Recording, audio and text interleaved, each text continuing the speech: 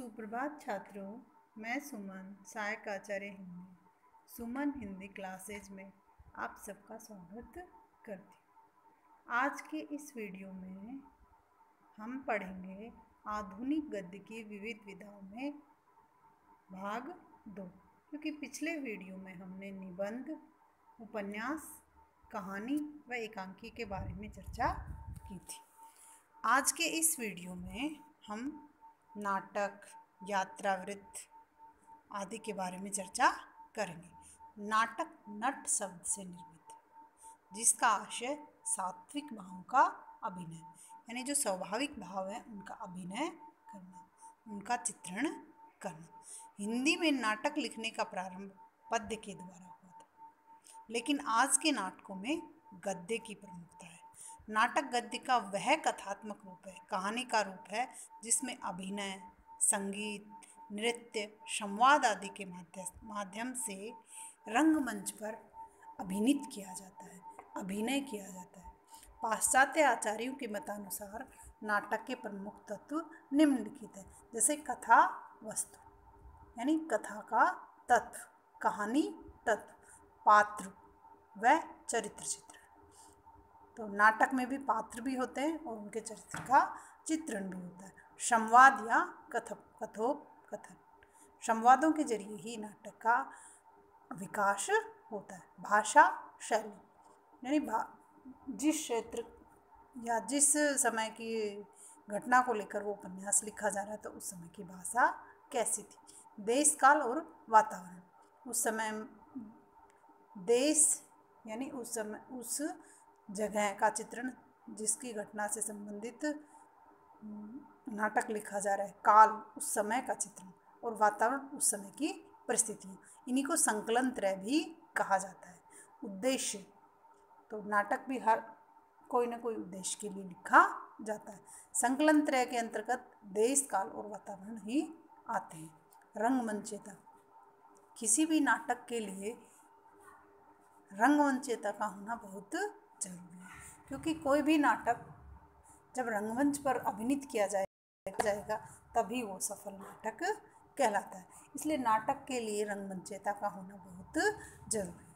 हिंदी साहित्य में जयशंकर प्रसाद जी के नाटकों के लिए कहा जाता था कि वो के लिए नहीं है, यानी रंग ध्रुव है, कठिन है,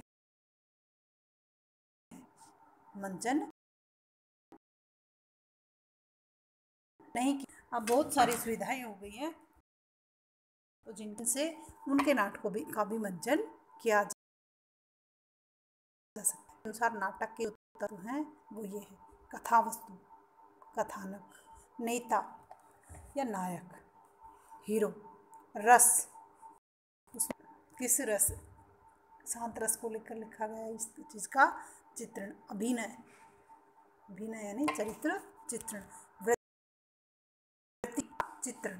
सुप्रतिष्ठित एवं श्रेष्ठ नाटककारों में श्री जयशंकर प्रसाद का नाम उल्लेखनीय है। जयशंकर प्रसाद जी ने बहुत सारे नाटक लिखे, जिनमें से ध्रुव स्वामिनी हमारे स्नातक तृतीय वर्ष के सिलेबस में भी चलता है। नाटक के विकास में श्री जयशंकर प्रसाद जी ने सर्वश्रेष्ठ नाटककार कहा जाता, यानी नाटककारों में सबसे सर्वश्रेष्ठ जयशंकर प्रसाद जी को माना जाता है। अब पढ़ेंगे जीवनी के बारे में। जीवनी क्या होती है? जीवनी गद्य साहित्य की, इसमें किसी महान पुरुष के जीवन को व्यवस्थित रूप से और रोचक शैली में प्रस्तुत किया जाता है। इस रचना को ही जीवनी कहा जाता है। जीवनी लेखक के जीवन में और जीवन के यथार्थ तथ्य को उजागर करते हुए व्यक्ति के आंतरिक एवं बाह्य जीवन से संबंधित जो विभिन्न पक्ष हैं उनको पाठकों के सम्मुख उपस्थित करती है। यानी इस तरह से भी कह सकते हैं कि किसी भी महान व्यक्ति के जीवन का परिचय ये हमें उनके बाह्य एवं आंतरिक पक्ष, यानी उनके गुण और अवगुण दोनों के बारे में हमें जीवनी जो है उनकी जानकारियाँ देती है। जीवनी एक ओर तो इतिहास जैसी प्रामाणिकता तथा तथ्यपूर्णता होती है, तथा दूसरी ओर साहित्यिकता के तत्वों से पूर्ण होती है।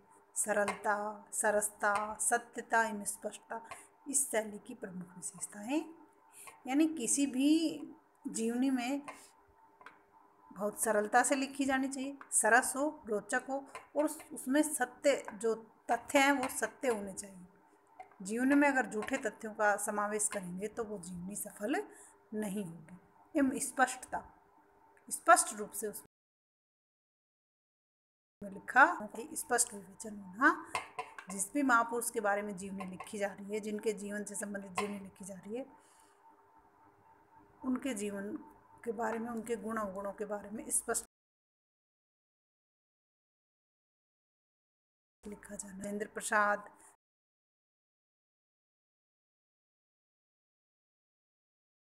जैनेन्द्र भाकर और राहुल संस्कृत्यायन जी तथा अमृत राय ने अपने पिता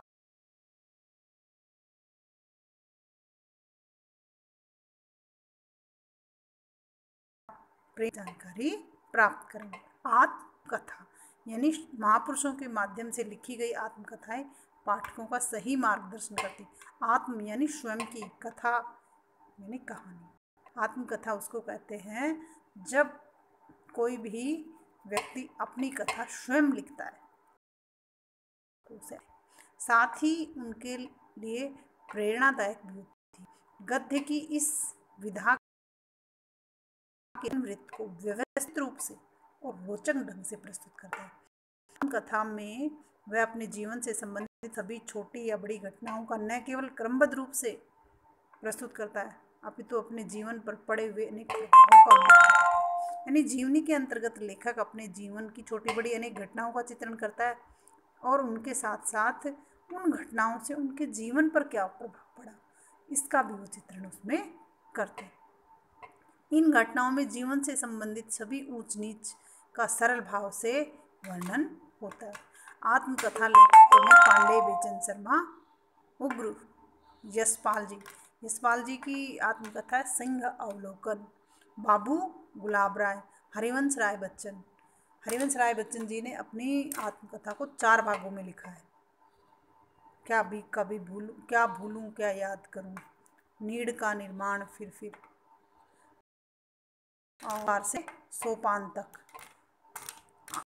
इस रूप से प्रशंसनीय है। और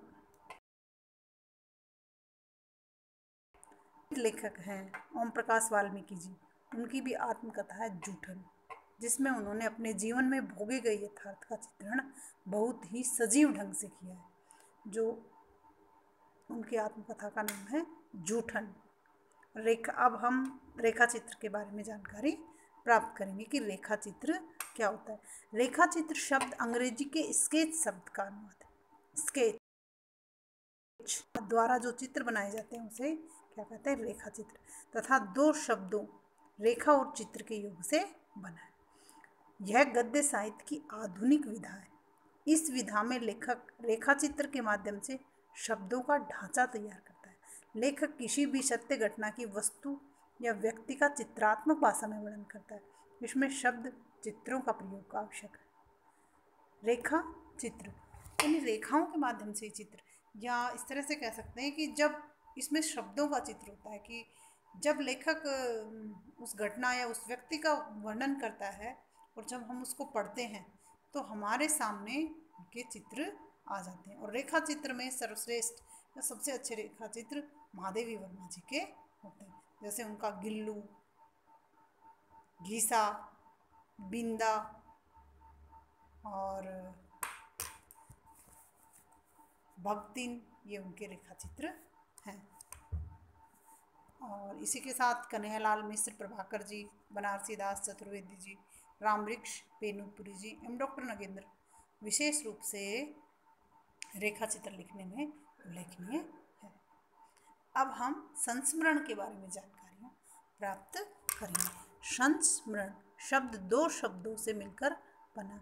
संस्मरण इसका अर्थ है सम्यक स्मरण। सम्यक स्मरण यानी याद, अर्थात किसी घटना, किसी व्यक्ति अथवा वस्तु का स्मृति के आधार पर कलात्मक वर्णन करना संस्मरण कहलाता है। संस्मरण यानी दोबारा उन चीज़ों को, जो चीज़ें पहले बीत चुकी उनको दोबारा याद है। इसमें स्वयं की अपेक्षा उस वस्तु की घटना होता है जिसके विषय में लेखक संस्मरण लिख रहा होता है। संस्मरण की समस्त घटनाएं सत्यता पर ही आधारित होती है। इसमें लेखक कल्पना का प्रयोग नहीं करता है। संस्मरण लेखकों में महादेवी वर्मा एवं बनारसी दास चतुर्वेदी जी का प्रमुख स्थान है। अब हम यात्रा वृत्तांत या यात्रा साहित्य के बारे में जानकारी प्राप्त करेंगे। इसका प्रारंभ आधुनिक काल में हुआ। यात्रा वृत्तांत इसके नाम से ही परिलक्षित होता है, यह समझ में आता है कि इसमें किसी यात्रा का वर्णन है।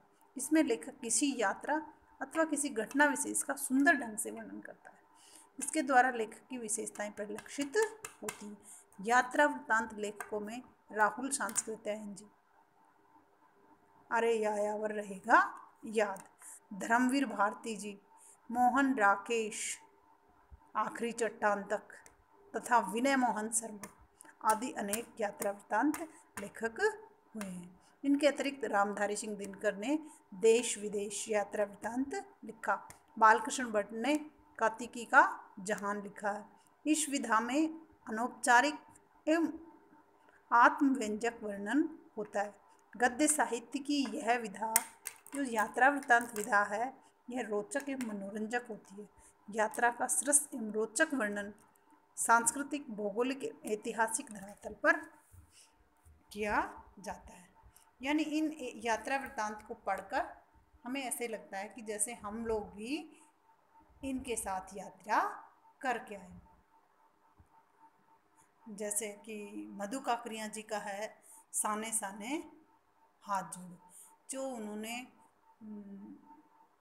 सिक्किम के सुंदर दृश्यों का चित्रण किया है। और जब हम उसको पढ़ते हैं साना साना हाथ जोड़ी को, तो हमें ऐसे लगता है कि जैसे लेखिका के साथ साथ हम स्वयं भी उन जगहों की यात्रा करके आए। यानी श्रेष्ठ यात्रा वृत्तांत वही होते हैं जिनको पढ़कर हमें भी ऐसा लगे कि हम भी जैसे उनके साथ यात्रा करके आए। आज के इस वीडियो में ऐसे ही, और हिंदी गद्य की विविध विधाओं के लिए जो तीसरा भाग है उसको हम अगले वीडियो में समझेंगे। तब तक के लिए धन्यवाद।